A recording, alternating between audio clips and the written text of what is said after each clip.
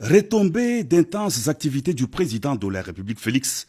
Antoine Tshisekedi Tshilombo à Washington, les États-Unis d'Amérique d'un côté et de l'autre l'Alliance de la République démocratique du Congo et la Zambie vient de conclure un mémorandum d'entente et un protocole d'accord pour développer en Afrique, dans la région de Copperbelt au sud-est de la RDC et au nord de la Zambie, une chaîne de valeur des matières premières qui entrent dans la production de batteries pour voitures électriques. Cette importante cérémonie, présidée par le chef de l'État, conjointement avec son homologue zambien Hakainde Hichilema, a mis autour d'une table le secrétaire d'État américain Anthony Blinken, le vice-premier ministre congolais des Affaires étrangères, Christophe Lutundula, et le ministre zambien des Affaires étrangères, Stanley Kakubo.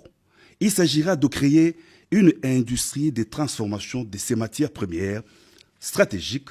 sur place en RDC et en Zambie. Les États-Unis pourront apporter leur technologie et une part des investissements.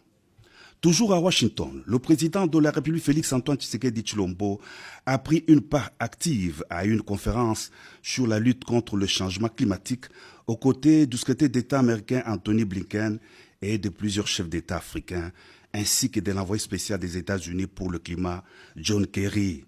Dans son allocution, le chef de l'État a souligné l'urgence de l'enjeu climatique, la place de la RDC dans la stratégie mondiale de lutte contre le réchauffement climatique et l'obligation pour les pays industrialisés de tenir leurs engagements quant au financement de l'adaptation au changement climatique des pays africains, victimes innocentes des dérèglements du climat. Ces derniers étant désireux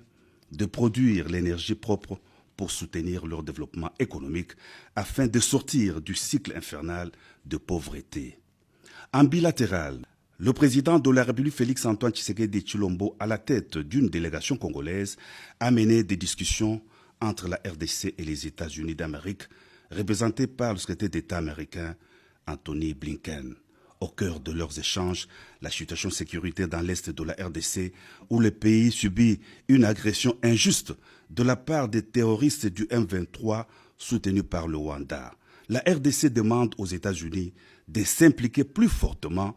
dans la résolution de cette crise, notamment en prenant des sanctions contre le Rwanda qui soutient le M23. Les deux parties ont réitéré leur soutien aux deux processus diplomatiques, à savoir celui de Nairobi et la feuille route de Luanda.